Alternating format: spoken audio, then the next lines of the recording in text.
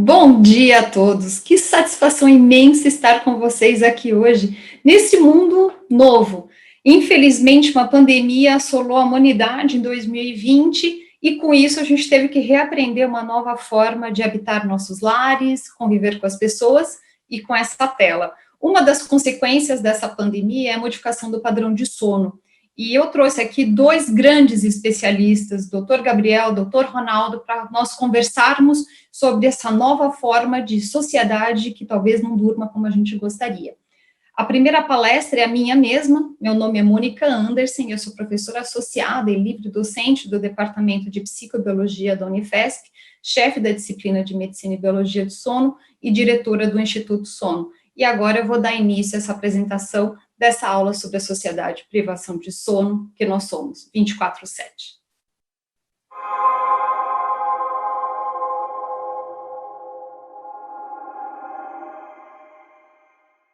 É uma grande satisfação estar com vocês mais uma vez. E novamente a CCM se recriando, agora nesse formato virtual.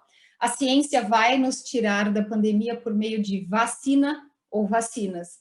E qual é a relação disso com o sono? Hoje, o que eu vou conversar com vocês é apresentar o que acontece nessa sociedade atual, que ainda mais na pandemia foi prejudicada em termos do seu sono. Somos uma sociedade que não dorme, uma sociedade que funciona 24/7. O que significa essa terminologia dada pelos americanos?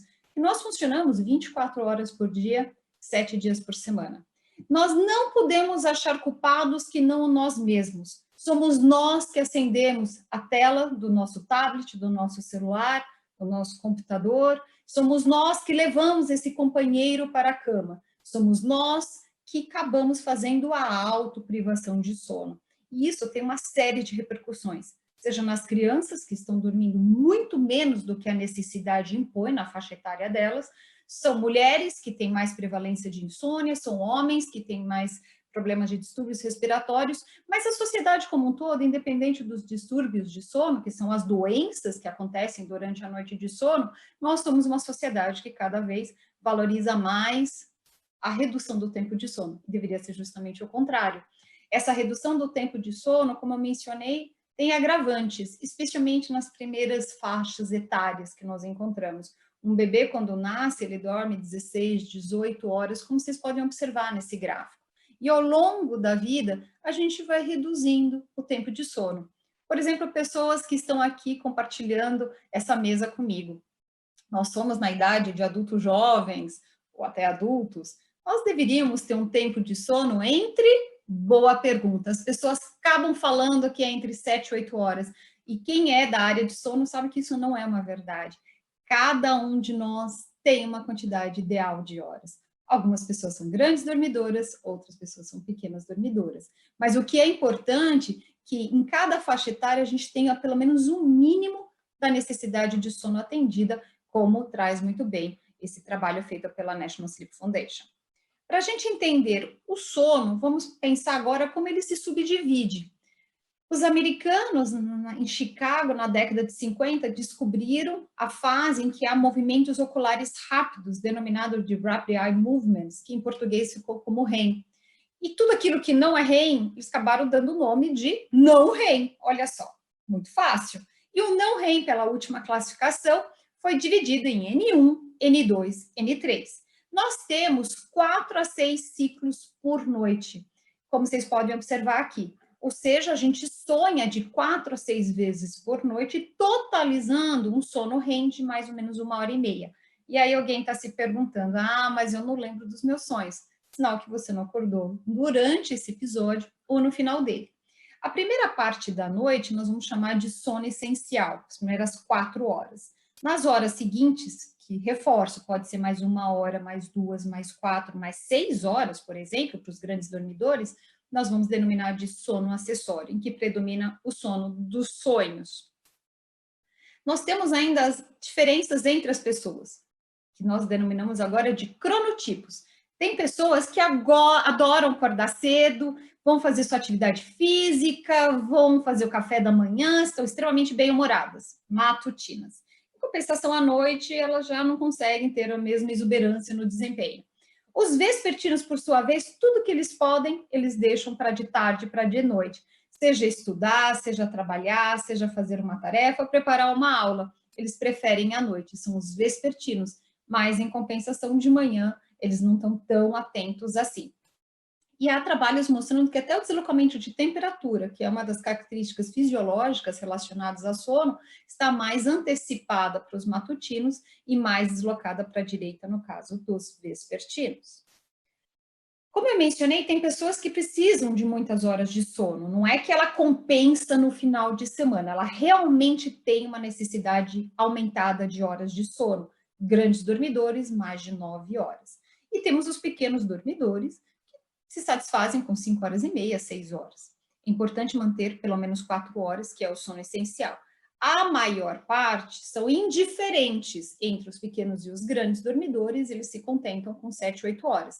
Mas uma pessoa que é grande dormidora não tem que se esforçar para dormir menos, que ela vai ter prejuízos em várias esferas, nem um pequeno dormidor tentar ter um sono de maior quantidade, que não vai dar certo. Mas o tema dessa aula hoje é privação de sono. E ao longo da nossa sociedade, a gente tem visto essa redução marcante do tempo de sono. Há documentos que comprovam que nas últimas 2 décadas nós perdemos aproximadamente 2 horas de sono. Teve o advento da energia elétrica, depois a televisão, que era uma atividade passiva. Nós sentávamos no sofá e acabávamos assistindo o que tinha disponível. Não havia nenhuma influência nossa. Essa influência muda completamente na década de 90, quando a nossa ação passa a ser ativa. E a internet vem com uma atividade interativa mais contundente para mudar o tempo de sono, porque agora eu faço a escolha daquilo que eu quero assistir, daquilo que eu quero buscar, daquilo que eu quero me informar, e essa atividade ela é extremamente excitatória para o nosso cérebro. E, infelizmente, em 2020, somos palco de um momento sem precedentes na humanidade que também mudou o tempo de sono. Por quê? As pessoas que eram matutinas estão dormindo um pouco mais tarde, porque ainda que ela tenha tendência da manhã, ela não tem mais as amarras sociais, ela não tem mais o deslocamento para o seu ambiente de trabalho. Agora é só tirar o pijama, tirar o chinelo e descer para o escritório, ou o escritório é na sala de jantar, e com tudo isso as pessoas tiveram que se reorganizar. As pessoas também começaram a fazer mais consumo de álcool, e a pandemia veio, então, mudar, infelizmente, o ciclo vigília-sono. Mas a privação de sono, seja esse momento 2020, ou seja, de forma pregressa, ela tem uma série de consequências para o nosso corpo. Por exemplo, nós cometemos mais erros nas estradas, completando uma prova, ao redigir um projeto de tese. Os cardiologistas bons sabem que eles têm que olhar durante a monitorização de 24 horas quais são os momentos que a gente tem um pico de pressão arterial durante o sono REM, e a falta desse sono de qualidade pode levar a casos de hipertensão arterial crônica. Nós demoramos mais para emitir respostas, temos mais chance de ter diabetes, obesidades e tantas outras condições, e entre elas eu cito aqui a disfunção sexual e a diminuição do bem-estar físico de uma forma geral. Ainda, psiquiatras que sabem a interface entre sono e transtornos mentais documentam que há mais ansiedade, mais irritabilidade, mais depressão em pessoas cronicamente em débito de sono. Além disso, há já artigos demonstrando que tem aumentado o número de divórcios entre que a queixa principal não é nem a personalidade, é o cronotipo, é o distúrbio de sono, o marido que ronca, a esposa que não consegue dormir, a esposa que tem insônia, o marido não tolera essa situação, e ainda nós temos os cronotipos, as pessoas que são, por exemplo, um dos cônjuges é matutino, o outro vespertino, um quer acordar às 6 da manhã para correr no parque, o outro quer assistir filme a 1 hora da manhã. A incompatibilidade de ciclo vigília-sono tem sido demonstrada em vários artigos, como eu mencionei, como causadores até de divórcios. Nos dias atuais, a gente tem uma situação ainda mais drástica, são os profissionais da área de saúde que estão atendendo esses milhares. Infelizmente, o Brasil ainda se encontra nessa situação de muitas mortes por dia e muitas pessoas ainda dentro dos hospitais, fazendo com que os profissionais tenham trabalhado muito além daquilo que eles gostariam e podiam, e com isso nós temos os prejuízos. E os prejuízos estão na fadiga criada durante o dia, porque nosso mundo ficou essa tela, ela é a forma de interagir com o mundo, e ainda as consequências de um ritmo ciclo vigília-sono não regular. Essa é a realidade, infelizmente, de 2020, que tem comprometido muito a qualidade de sono. O sono, ele tem suas doenças intrínsecas, que podem até ser agravadas pela pandemia, como no caso da insônia. A prevalência da insônia é 1/3 das mulheres, a prevalência da apneia obstrutiva do sono é 1/3 da população de São Paulo, 40% se a gente pensar só nos homens. Mas se a gente pensar numa sociedade como um todo, 70% dela se queixa de doenças do sono. Imagina uma situação de pandemia. Um estudo conduzido pelo Instituto do Sono mostrou, olha só, que 32,9% da população de São Paulo tem a síndrome da apneia obstrutiva do sono, que tem uma série de consequências negativas, inclusive abreviando até a morte. Enquanto que nas mulheres, 1/3, como eu mencionei. É muito clara a relação do sono com prejuízos, e um dos prejuízos é a obesidade. Ganho de peso. Quanto maior é a privação de sono, maior é o ganho de peso. Ainda há uma relação muito clara entre sono e memória. Nesse estudo, eles testaram crianças num jogo de memória em 4 diferentes momentos do dia para excluir justamente a variável de cronotipo, e as crianças que foram restritas de sono em menos de 6 horas, dormindo somente 5 horas, que é muito menos da necessidade para a idade delas, elas tiveram um comprometimento cognitivo, demonstrando claramente os prejuízos. Numa situação para intervir positivamente neste quadro, essa escola nos Estados Unidos, ela adiou o início das aulas em 30 minutos, que é 1/3 de um ciclo de sono. E isso foi o suficiente para as crianças mencionarem estarem se sentindo mais alertas, mais dispostas, menos sintomas de depressão, mais atenção e foco em sala de aula, e os pais ainda dizendo que elas estavam mais bem-humoradas. Esse outro trabalho agora feito com adultos mostra que a privação de sono leva a problemas de julgamento. Isso talvez explique os acidentes, mais de 50 mil acidentes que a gente tem nas estradas brasileiras, que talvez um erro de julgamento, de desconsiderar o tamanho da carga ou ultrapassagem de forma errada, sejam os causadores dessas milhares de mortes que nós temos todos os anos. E aqui eu queria chamar a atenção de todos vocês. Sistema imune.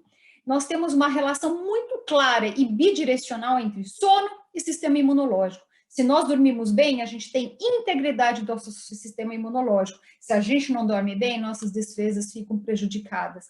E esse trabalho, para mim, é um divisor de águas. Em 2003, um grupo alemão mostrou que privação de sono antes ou depois do desafio imunológico da vacina, a formação de anticorpos foi consideravelmente menor. Aqui, a formação de anticorpos foi quase que 100% reduzida, ou seja, não formou anticorpos.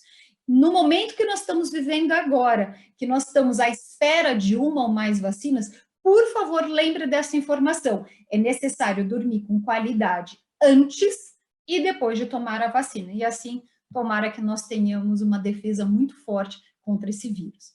E aí, para terminar, é importante a gente considerar o quanto que há de gasto da privação de sono. Quais são as mortes, por onde que elas acontecem, quais são os distúrbios mais prevalentes, e assim a gente não tem esse gasto excessivo dos cofres públicos e a gente poderia intervir de forma positiva, fazendo as pessoas entenderem a importância da qualidade.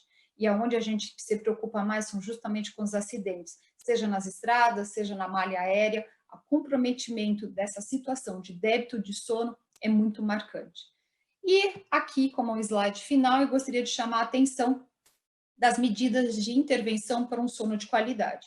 Evite luz artificial à noite, quanto menor, mais liberação de melatonina, mas nos períodos da manhã, mesmo estando em casa em distanciamento e confinamento social, aproxime-se da janela, tenha alguns momentos de sol, isso ajuda a sincronia do ciclo vigília-sono. Evite comer demais à noite, tome cuidado com o noticiário somente de informações negativas, que pode levar ao hormônio de estresse, que é o cortisol. Evite bebidas estimulantes, cuidado com os dispositivos eletrônicos, eles são realmente um chamariz para a nossa atenção, mas eles podem comprometer a qualidade de sono. Faça exercícios, de preferência durante o dia, mas a medida mais importante dentre todas essas é mantenha um sono regular. Com isso, certamente, a gente vai ter menos repercussões sociais, menos acidentes, menos gastos dos cofres públicos e nós vamos ter um aumento da qualidade de vida. Com isso, eu gostaria de terminar dizendo que sono é saúde e eu desejo muita saúde por meio do sono a todos vocês. Muito obrigada pela atenção. E agora eu tenho um grande prazer de convidar o Dr. Gabriel Nathan Pires. Ele é biomédico pela Unifesp, onde ele concluiu tanto o seu mestrado como o doutorado, e ele é professor de Fisiologia da Faculdade de Ciências Médicas da Santa Casa e também pesquisador do Instituto do Sono. Gabriel, é com você.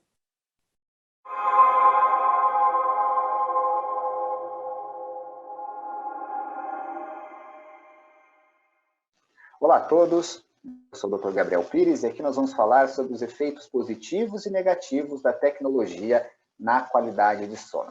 Para começar, eu quero fazer algumas perguntas para vocês. Primeiro, tenta responder aí da casa de vocês, onde vocês estão vendo essa palestra, e me digam. Em quanto tempo vocês usam o celular logo após acordar? Segundo, quão difícil é ficar sem usar o celular em locais em que isso não é adequado, como uma reunião, uma palestra, ou mesmo aqui enquanto a gente interage no Brain virtual? Terceiro, quantas vezes por dia vocês checam o celular? Será que é mais de 30? E quarta pergunta, vocês usam o celular mesmo em condições em que isso traz algum risco, como dirigindo ou atravessando a rua? Eu aposto que vocês responderam sim para a maior parte dessas perguntas. E talvez vocês não tenham notado, mas aqui eu importei perguntas do questionário de Fagerstrom para dependência de nicotina, trocando o cigarro por celular. Com isso eu quero mostrar para vocês como todos nós somos um pouquinho dependentes de celular.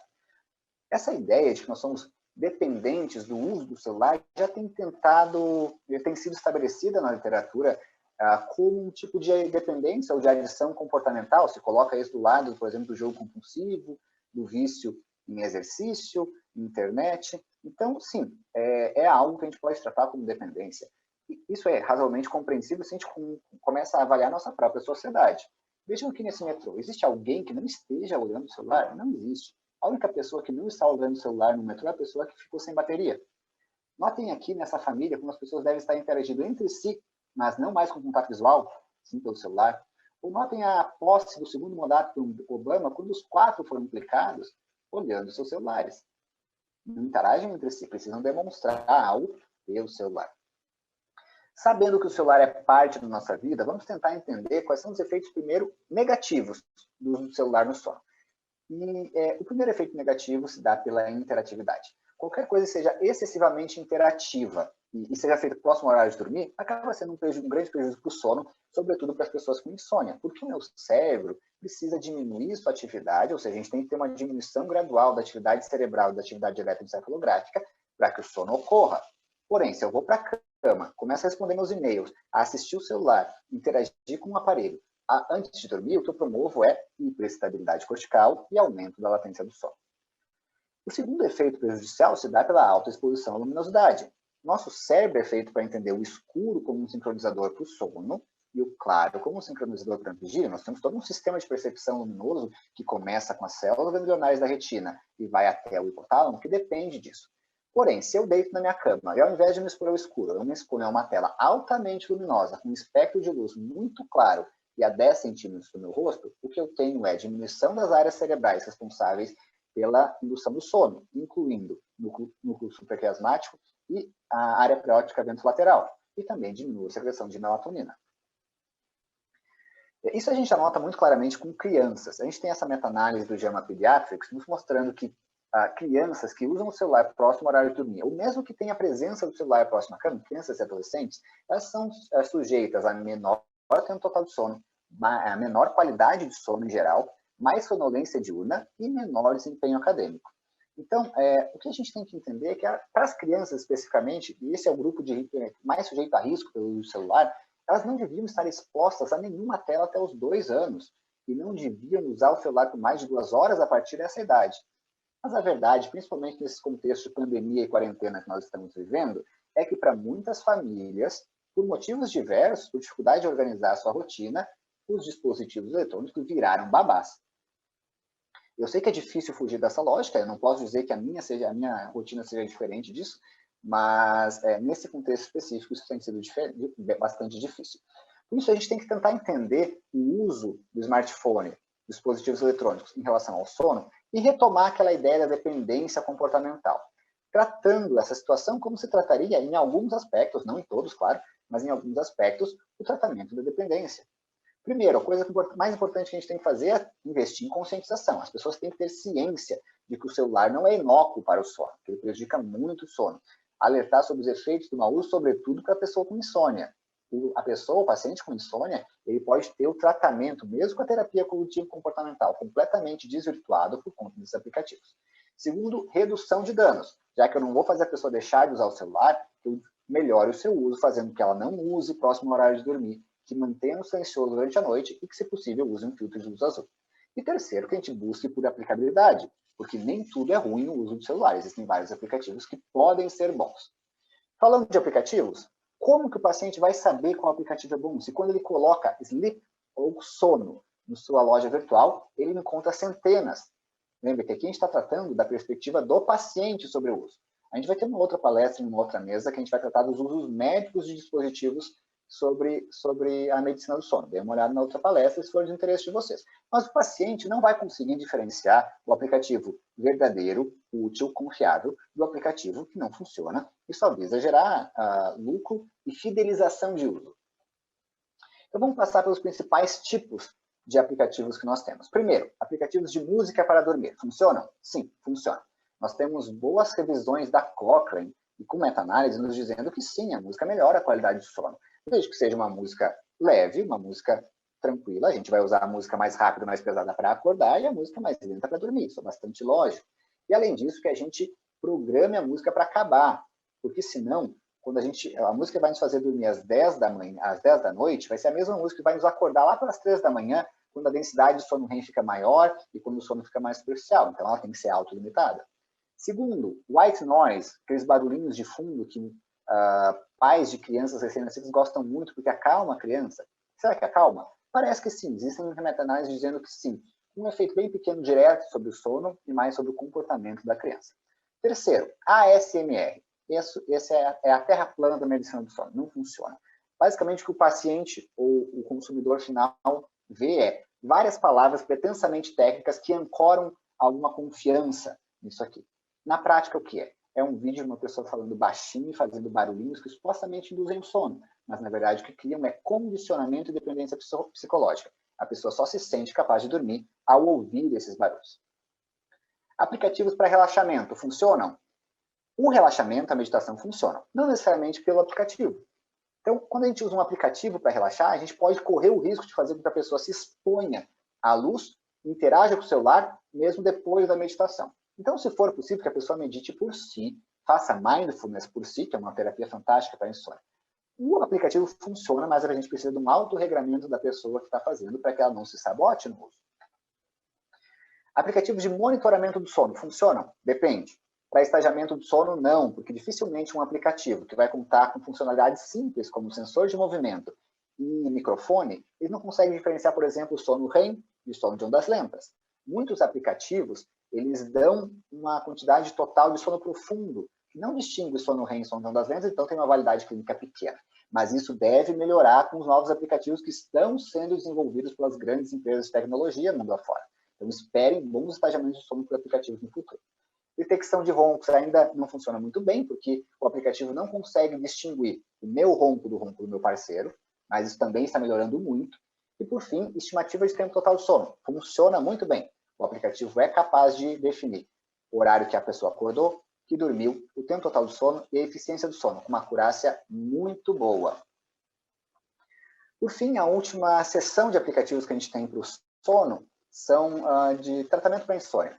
O principal deles são os aplicativos de terapia cognitivo-comportamental para insônia. Nós temos aqui nesse ensaio clínico que eu mostro à esquerda, publicado na JAMA Psychiatry, uma boa evidência de que a terapia cognitivo-comportamental para insônia, que já é a terapia padrão ouro, tem resultados muito bons quando apresentados ou por meio de uma plataforma online ou por um aplicativo.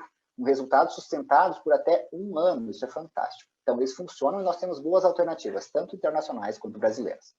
A higiene do sono também funciona muito bem por aplicativos e os relógios inteligentes ainda precisam evoluir um pouco.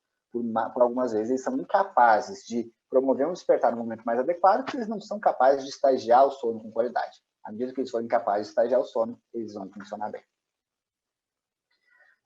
Então, se nós pudermos resumir o que nós temos aqui, é que o número dos aplicativos tem crescido, mas as evidências ainda são pequenas. Existe a necessidade de uso pelo usuário, pelo paciente ou pelo consumidor final, mas a tecnologia ainda precisa ser aprimorada. O potencial é muito grande, mas nós temos que prezar pela precisão desses aplicativos.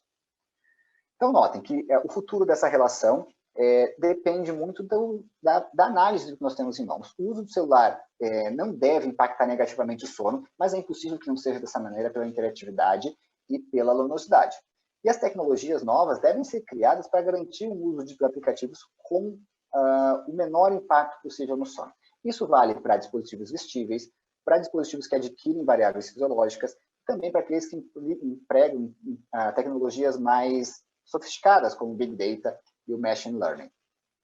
No final das contas, para resumir bastante do que a gente falou aqui, a gente tem que entender que os aplicativos não vão sair da nossa rotina. E o bom uso deles depende de uma balança da ponderação entre os possíveis benefícios dos aplicativos sobre o sono e os prejuízos por interatividade e luminosidade.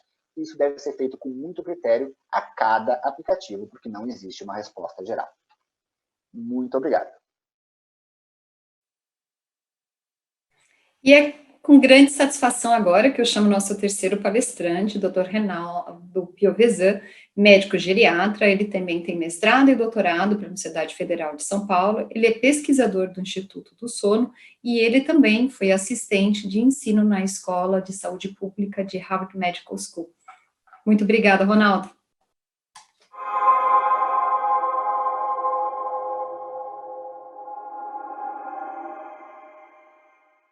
Olá a todos, meu nome é Ronaldo, eu sou professor adjunto, substituto da disciplina de Biologia e Medicina do Sono, no Departamento de Psicologia da Universidade Federal de São Paulo, e eu vou conversar brevemente com vocês sobre os distúrbios do sono na terceira idade. Gostaria de agradecer aos organizadores do BRAIN pelo convite.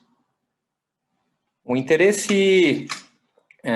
dos interesses principais, né, para as neurociências, no estudo do processo de envelhecimento e a relação que este tem com o sono, é sobre a recém-descoberta do sistema linfático, que é um sistema que não possui vasos sanguíneos ou vasos linfáticos, é um sistema que ele é completamente estruturado com base no meio extracelular.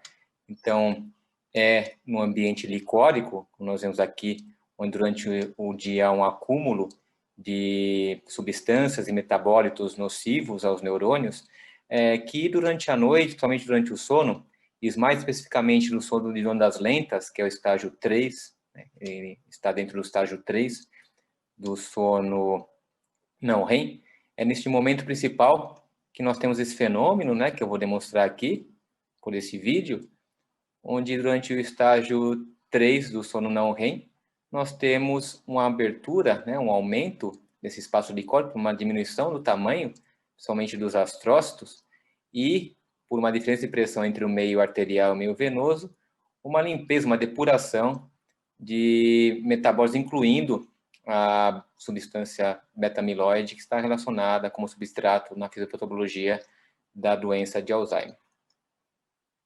Tanto que é visto aqui, né, os distúrbios respiratórios do sono, incluindo a apneia obstrutiva do sono, que é mais prevalente entre os idosos, nós sabemos que esses distúrbios causam hipóxia, causam aumentos do tônus simpático, aumento da pressão arterial, aumento de substâncias pró-inflamatórias, agressão endotelial, avanço, aceleramento do processo de aterosclerose, entre outros fatores que podem levar a uma maior probabilidade de declínio cognitivo com envelhecimento.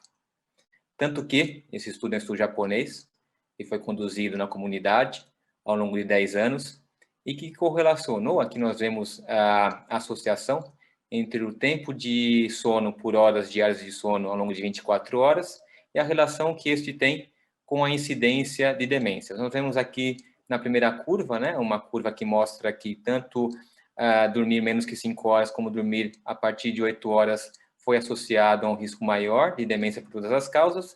E isso se mostrou também verdade nos subtipos, como a doença de Alzheimer e a demência vascular.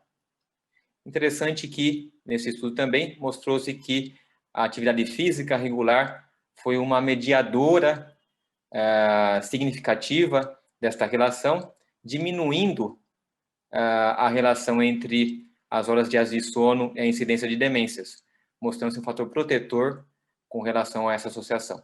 E de que o uso regular de benzodiazepínicos e hipnóticos se mostrou, por outro lado, contrário, ou seja, aumentando o risco de demências ao longo desse segmento de 10 anos em uma população japonesa idosa da comunidade. Esse estudo que foi conduzido em americanos, homens veteranos de guerra, mais de 4 milhões deles incluídos, nós vemos uma proporção grande de pessoas com diagnóstico de apneia do sono, e a apneia do sono foi mais associada a diagnósticos comórbidos psiquiátricos, como a depressão e a ansiedade, mostrando também que não só as demências, mas a depressão, ou seja, os quadros psiquiátricos associados à idade, também tem uma relação com os distúrbios respiratórios do sono. Da mesma maneira, incluindo a terceira síndrome geriátrica cerebral, que seria o delírio, muito comum em pacientes hospitalizados com mais idade, nós sabemos que a privação e a fragmentação do sono tem uma relação íntima nesse processo, desenvolvimento e permanência ou persistência de quadros de delírio, e que a privação de sono tem também uma relação direta e indireta com fenômenos de isquemia, hipóxia e inflamação, que acontecem com mais probabilidade em pacientes hospitalizados, e esses fenômenos aumentam a probabilidade de declínio abrupto de acetilcolina cerebral, o que é um substrato fisiopatológico para o desenvolvimento e persistência de quadros de delírio.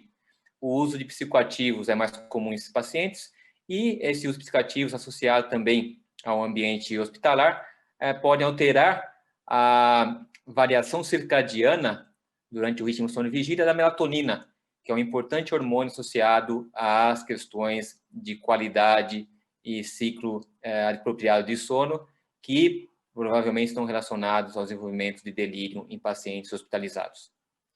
Tanto que nós sabemos que o envelhecimento promove um declínio do que nós chamamos de robustez do sono.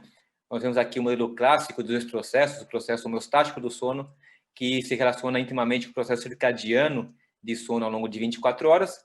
Nós observamos que no momento em que há um acúmulo desse processo homeostático, que é simbolizado pelo aumento da adenosina extracelular no sistema nervoso central, este aumenta a probabilidade de sonolência ao longo do dia, e que quando eu tenho, então, uma redução da temperatura corporal, simbolizada pelo processo aqui circadiano, eu tenho um momento propício para dormir e para persistir no sono ao longo da noite. Nós sabemos que com o envelhecimento, o ritmo circadiano ele se torna menos amplo, há uma tendência a avanço de fase do sono, ou seja, os idosos têm uma propensão maior a dormir mais cedo e acordar muito cedo na madrugada, isso simbolizado aqui por uma variação da temperatura circadiana, que é menos pronunciada entre os idosos, e nós vemos também que a homeostase do sono, ou seja, a pressão que nós temos para dormir e manter-se dormindo durante a noite, ela é reduzida durante a noite, porque em idosos nós temos uma diminuição do tempo em sono das lentas, que é um sono, então, de alta amplitude e menor frequência, que acontece durante o estágio REM, não REM, ou melhor, no estágio 3 não REM do sono, e que parece diminuir também com a idade, simbolizando, então, a menor propensão dos idosos a dormir em horário adequado, ter um sono de melhor qualidade e mais consolidado. Tanto que nós vemos aqui que em pessoas normais, esse estudo neuropatológico conduzido recentemente, que observou que nas áreas que são relacionadas à vigília, o locus coeruleus, a área hipotalâmica lateral e o núcleo termomamilar, os neurônios, os neurônios no locus coeruleus, os neurônios que são noradrenérgicos, os neurônios da área hipotalâmica lateral, que são os neurônios da orexina ou hipocretina, e os neurônios do núcleo termomamilar, que são neurônios promotores da vigília, que são secretores de histamina, todos eles em menor densidade em pacientes com doença de Alzheimer, que pode explicar, em grande parte, as alterações de sono observadas com a progressão dessa doença. O que fazer, então, para tentar diminuir a propensão com a idade de piora do sono e a consequente piora do sono, levando também a problemas relacionados ao envelhecimento e síndromes geriátricas? É atividade física, esse estudo conduzido em Ribeirão Preto, entre idosos da comunidade, que mostrou que a eficiência do sono medida pela actigrafia, ou seja, de forma objetiva, melhorou de forma clara, tanto em pacientes, né, na verdade, participantes aqui no caso, que tiveram uma atividade física aeróbica em relação ao controle, né, nós vemos que há uma melhora, né, em relação ao início do estudo ao longo do estudo no desfecho, o que também aconteceu no grupo combinado, exercício aeróbico com resistido, mas não aconteceu no grupo controle. Um outro dado importante entre medidas não farmacológicas que podem melhorar, então, o sono e, por consequência, reduzir riscos de problemas associados ao envelhecimento, é esse estudo que mostrou que em pacientes com índice de apneia e hipopneia acima de 10, que foram classificados como indivíduos, então, com apneia obstrutiva do sono, que apresentavam comprometimento cognitivo leve, aqueles que mantiveram, então, o tratamento adequado com o uso do CPAP, que é a pressão positiva contínua sobre vias aéreas, esses idosos conseguiram melhora em diversos parâmetros cognitivos ao longo desse estudo. Da mesma maneira, um estudo piloto conduzido ao longo de 3 anos de acompanhamento com o uso do CPAP em pacientes apneicos com doença de Alzheimer mostrou claramente que o CPAP pode manter a cognição de forma adequada, ou pelo menos na linha de base, então uma cognição que não declinou ao longo de 3 anos, em comparação com aqueles idosos que não fizeram tratamento para a apneia obstrutiva do sono. Eu gostaria de agradecer pelo convite novamente e desejo um bom evento e uma boa participação a todos. Muito obrigado. Eu quero agradecer imensamente esses 2 grandes especialistas, e eu acho que vocês tiveram uma visão global do tempo normal de sono, a falta dele, as consequências dessa privação de sono imposta à nossa sociedade. Como eu mencionei na minha aula, nós temos que também nos policiar. Nós passeamos pelo mundo das crianças, dos adolescentes, e está na terceira idade com o Dr. Ronaldo agora. Dr. Ronaldo, eu tenho aqui uma pergunta da Júlia, que ela pergunta assim: como podemos quantificar para um paciente a quantidade ideal de horas? E o horário ideal de sono? Essa é uma das perguntas de 1 milhão, né, que nós chamamos dentro das ciências do sono. Exatamente quanto tempo que cada um de nós devemos dormir ao longo de anos ou décadas para conseguirmos os melhores resultados em saúde. É claro que há uma média, né, na população geral, essa média ela não é inferior a 6 horas, também parece não ser superior, curiosamente, né, conforme a pergunta dela, mas não parece ser superior a 8 horas e meia. Pessoas, quando eu falo pessoas de mais idade, aquelas que dormem mais do que 8 horas, normalmente têm desfechos de saúde piores. E é claro que existem, como a própria professora Mônica referiu na aula dela, os pequenos dormidores, né, as pessoas que dormem menos do que essas médias. Existem longos dormidores, essas populações especiais são pessoas que têm uma característica própria, talvez geneticamente associada a este desfecho, a essa condição, e com desfechos que não são ruins. As pessoas vivem a vida inteira com essa quantidade de sono. Então, infelizmente, essa é uma minoria da população, e as médias da população geral, a maioria de nós, fica, então, entre essas 6 e 8 horas, mais ou menos. Doutor Ronaldo, eu aproveito e vou expandir a pergunta da Daniela, que ela fala assim: há evidências de efeitos deletérios do uso de melatonina de 3 miligramas a longo prazo? Por favor, responda tanto em jovens como em idosos, que é a sua especialidade como grande geriatra do Brasil. A melatonina é um assunto à parte também, que envolveria, talvez, muita discussão, mas a melatonina em uso exógeno, né, por meio de comprimidos ou outras formulações, ela parece não ter efeitos colaterais importantes a longo prazo. Há uma dúvida se ela altera o eixo, né, de feedback. Então, a maioria dos hormônios, eles têm um eixo de feedback negativo ou positivo, e quando a pessoa toma por muito tempo ou toma em grandes quantidades, eu posso suprimir o meu eixo de produção endógena da melatonina, mas não parece que isso acontece de forma muito clara. Alguns especialistas recomendam que se tome melatonina por alguns meses e se interrompa pelo menos 1 a 2 meses, faça uma espécie de um washout ou um período de férias, para que você restabeleça seu eixo e produza a sua melatonina própria ou endógena. Mas, de fato, não existem estudos de longo prazo mostrando se há algum malefício, algum outro risco mais deletério associado à saúde. Obrigada, doutor Ronaldo. Doutor Gabriel, vem aqui a pergunta da Alexandrina. Com o aplicativo, se dormir em quarto separado ajuda a saber bem os problemas do sono? Olha, dependendo da composição do casal que a gente está falando, dormir separado é a solução para um problema de sono, porque a gente tem o estereótipo do casal heterossexual brasileiro, que é o homem apneico e a mulher insone. É muito melhor que a gente possa tratar o distúrbio de sono do que alterar a dinâmica conjugal e como o sono atrapalha isso. Então, que a gente foque primeiro no distúrbio de sono, tentando tratá-lo, abordando da sua maneira mais adequada, e depois pensar nessa dinâmica. Mas eu imagino que ela esteja falando sobre, por exemplo, aplicativos de ronco e apneia, que são e também alguns aplicativos de estagiamento, de rastreio de sono, que podem ter resultados muito piores, muito menos confiáveis, porque eles não conseguem distinguir qual é o meu ronco do meu parceiro, ou qual é a minha movimentação em relação à movimentação do meu parceiro. A primeira coisa que eu devo falar em relação a isso é que a gente não deve confiar cegamente nesses aplicativos. Nenhum desses aplicativos substitui os tratamentos e os diagnósticos feitos clinicamente. Eles dão resultados muito, muito rasos, muito superficiais, tá?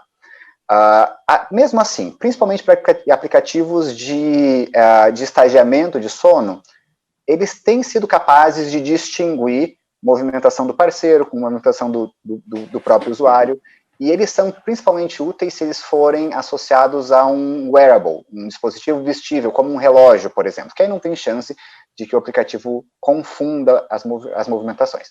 Resumindo, a tecnologia está melhorando, a gente não deve ainda confiar nela cegamente.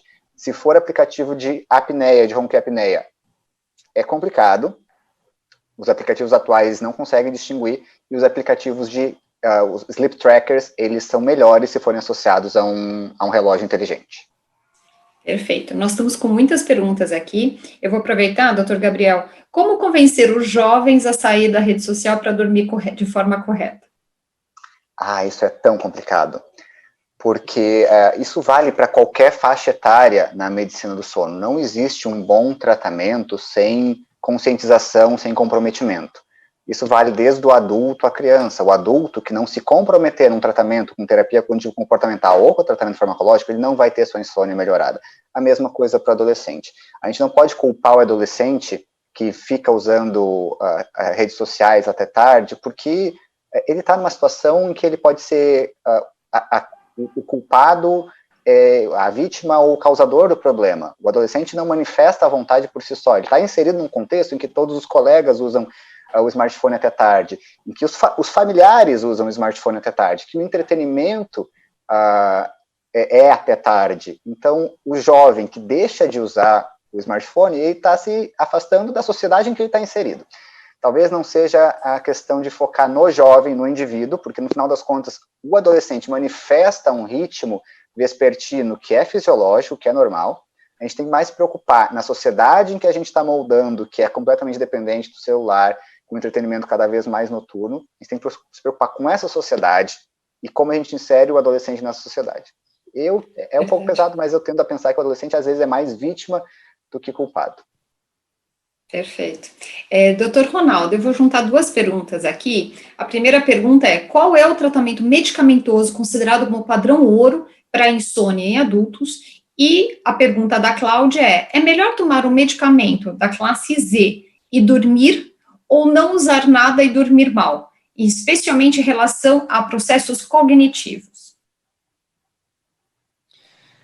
Bom, de uma forma geral, essa pergunta como a maioria das perguntas, sempre tem uma resposta que pode ser um pouco relativa, ou seja, depende um pouco, depende do contexto, depende do paciente, da faixa etária, das características do paciente.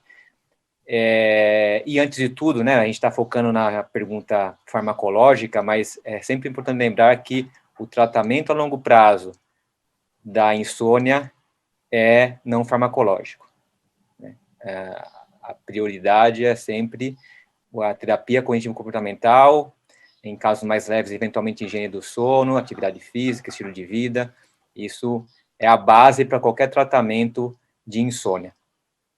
Dito isto, se for necessário, pelo menos a curto prazo, né, e é bom lembrar que nós recentemente conduzimos uma meta-análise a respeito disso também, que ainda está a ser publicada, mas os estudos com droga Z não ultrapassam, via de regra, 6 meses de acompanhamento. Então, nós não temos dados, evidências científicas que mostram alguma segurança no uso desses medicamentos por mais tempo, pelo menos por meio de ensaios clínicos mais rigorosos. Nós temos estudos pós-mercado, pós-marketing, que têm sugerido, existe um recente estudo com idosos, foi publicado no BMC Geriatrics, neste mês, mostrando que as drogas Z realmente aumentam uma série de desfechos negativos em idosos. Então, são aconselhando as pessoas idosas, né, as questões cognitivas, risco de quedas, riscos de acidentes, isso tudo está elevado em pessoas que fazem uso crônico de benzodiazepínicos e também drogas Z. Neste caso, então, o que optar? Né, se o paciente é mais jovem, eu acho que o uso por curtos períodos, eventualmente usar medicações para tratar outras comorbidades, muitos pacientes têm ansiedade, depressão associada, e aí o uso de antidepressivos que possam melhorar o sono, em alguns casos, é indicado.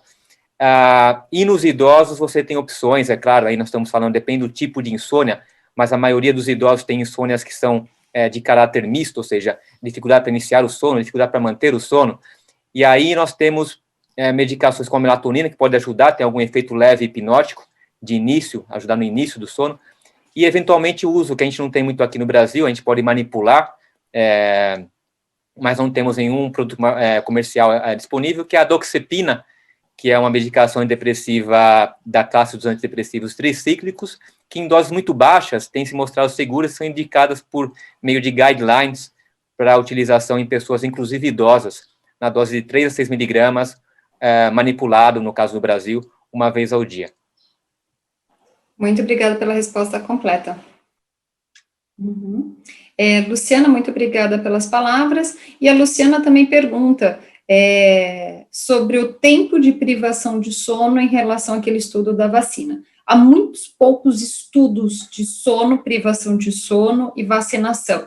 No caso daquele de 2003, feito pelo grupo alemão, foi metade de uma noite de sono, mimetizando uma situação, por exemplo, de um trabalhador por turno, que foi dormir mais tarde, acabou acordando muito cedo também para sair para trabalhar. Não foi a noite inteira de privação de sono, e como eu mencionei na aula, é importante agora que nós temos tanto voluntários, participantes em projetos de testes de vacina, quando a vacina entrar mesmo, uma ou mais vacinas realmente entrar, é muito importante para a formação desses anticorpos que a gente durma bem na véspera e no dia da vacinação. E a Aline pede para repetir a referência em relação ao Zolpidem e a doxepina, doutor Ronaldo, por gentileza. Não sei se eu entendi direito a referência sobre eu acho que você falou do BMC, não é? O BMC Geriatrics, que é uma revista, se não me engano, é acesso aberto, segundo não me engano, foi publicado neste mês, mas é bem recente, essa revisão sistemática sobre o uso de drogas Z em idosos. Muito obrigada. E aí, respondendo aqui ao Igor, ele diz que eu esqueci de mencionar os PETs. Sim, Igor, os PETs realmente podem atrapalhar nosso sono. Eu recomendaria os PETs ficarem fora do nosso colchão, eles podem ficar ali do lado, porque seja um latido, ou seja um gato pular na cama, como você mesmo mencionou, o ritmo deles é diferente, e aí você vai ter uma fragmentação do sono induzida por um PET. eles são maravilhosos, fazem parte das nossas vidas, mas vamos tentar eles não fazerem parte do nosso sono. E assim, a Aline pede a publicação do artigo, doutor Ronaldo, eu vou pedir a gentileza ou por e-mail, a Aline, você entrar em contato com o doutor Ronaldo, porque aqui fica mais difícil ele colocar essa referência completa, mas eu tenho certeza, pela disponibilidade que o doutor Ronaldo sempre fez, de te passar essa referência completa. Eu gostaria de agradecer imensamente a atenção de vocês, dizer que eu desejo saúde, boas noites de sono, e que ano que vem estejamos juntos no Brain. Continuem ligados no Brain 2020. Muito obrigada, palestrantes, vocês foram exímios como sempre. Obrigada pela atenção de vocês.